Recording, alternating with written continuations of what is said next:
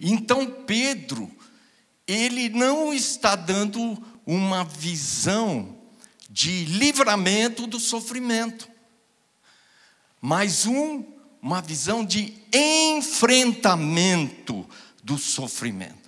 Eu acho que a nossa sociedade, ela quer fazer de tudo para a gente não sofrer. Agora imagine uma criança que não passe por nenhum sofrimento. Que tipo de criança vai ser? Uma criança frágil. Então, o sofrimento na vida cristã, ou na vida de qualquer pessoa, ela visa o fortalecimento. E no nosso caso, o fortalecimento da nossa fé.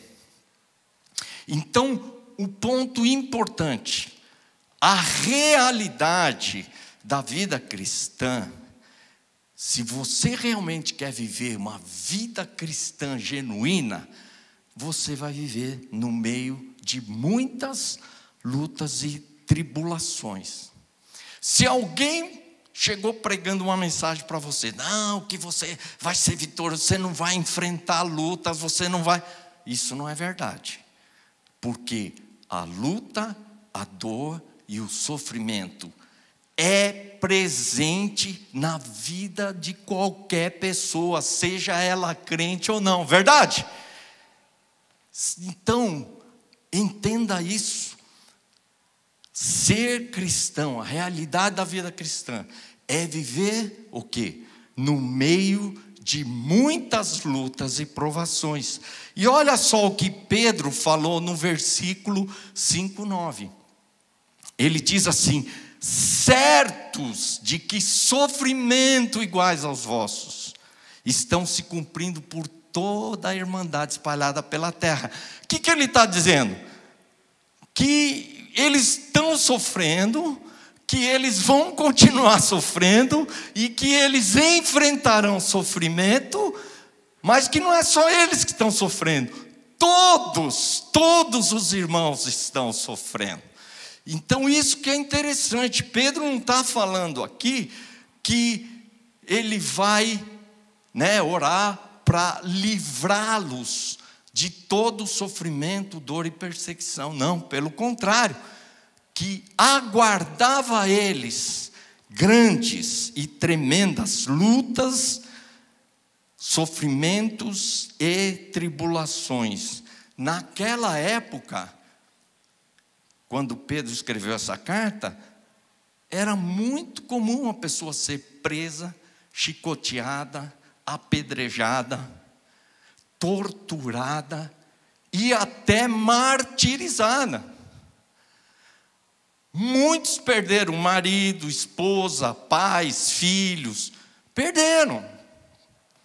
Isso estava acontecendo, era a realidade. O leão, quando ele diz, o leão está procurando alguém para devorar, isso não era figurativo, era real. Eles estavam sendo lançados nas arenas e literalmente eles estavam sendo comidos vivos. Então, quando ele fala do leão procurando alguém para devorar, isso não é fantasia não, isso é realidade.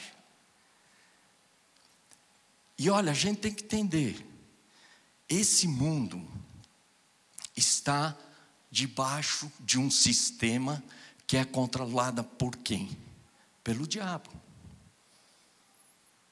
Então, se você espera justiça, igualdade, um mundo sem problemas,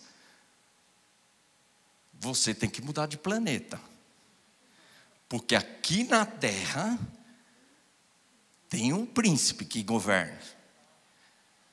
Ele é o príncipe desse mundo. Ele é o Deus desse século. E ele vai fazer as pessoas ficarem ricas, depois ele faz elas ficarem pobres. Ele coloca prosperidade, daqui a pouco vem dificuldade. É assim que as pessoas estão morrendo, ficando doentes e se destruindo. Por quê? Porque ele é o príncipe desse mundo. E a injustiça, a pobreza, a desigualdade vai continuar. Isso só vai acabar quando Jesus voltar. E muita gente vem pregando mensagem aí como se nós fôssemos viver a Nova Jerusalém agora. Mas isso não vai acontecer não. Só quando realmente, chegar Jesus e instalar o seu reino. E aí a coisa vai mudar. Mas até lá, a injustiça, o leão vai continuar mordendo e devorando. Engraçado, né? Quando eu era jovem, a gente falava, no meu tempo, eu tenho 67, para quem não sabe, né? Eu tenho mais de 40 anos de vida cristã.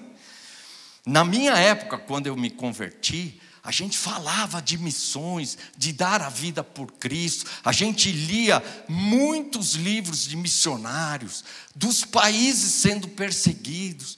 E a gente pensava assim, puxa, se aqui no Brasil viesse alguma perseguição, será que ia sobrar muitos cristãos na igreja?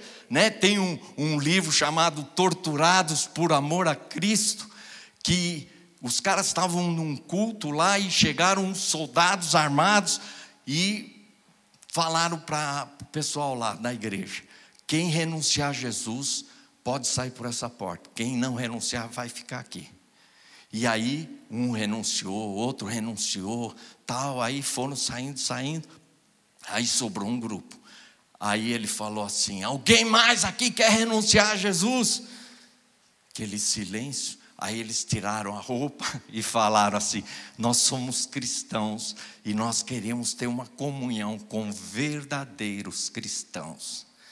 Eu fiquei pensando, se eu estivesse naquela sala, sinceramente eu não sei se eu tinha saído, renunciado a Jesus e saído. Eu não sei. Mas hoje, nós estamos tendo um pouco de perseguição. Ainda não está tão forte, mas nós temos perseguição. E já tem irmãos falando em sair do Brasil. Mas não porque Jesus está chamando. Não porque Jesus está enviando. Por quê? Porque o cara quer continuar na boa vida dele. Então, se vier perseguição, se vier o que vier, esse texto, ele está nos preparando. E Pedro está preparando a igreja para isso. Como se preparar? Como resistir? Como enfrentar esse leão que está bravo, rugindo, querendo devorar alguém? Como? O próprio texto responde, diz assim: resistir-lhe como? Firmes na fé, certos de que sofrimentos iguais aos vossos estão se cumprindo na vossa irmandade. Sabe o que a gente precisa para enfrentar isso? Fé. Fé. Agora a pergunta é: fé no quê? Fé no quê? O próprio texto vai responder. Fé no Deus de toda graça. Eu gosto muito dessa expressão, não aparece em mais nenhum texto. O Deus, o quê? De toda graça. Nós temos que ter fé no Deus de toda graça. Que ele diz, depois de ter sofrido por um pouco, quer dizer, Deus vai fazer com que o sofrimento seja, talvez ele seja longo, mas por causa da graça dele, ele vai passar rápido. E ele diz assim que ele mesmo vos há de aperfeiçoar, firmar, fortificar e fundamentar. Aperfeiçoar significa que ele vai trabalhar no nosso caráter para que a gente seja cada vez mais parecido com Jesus. Ele vai nos firmar, fazer de nós pessoas mais equilibradas, constantes, firmes,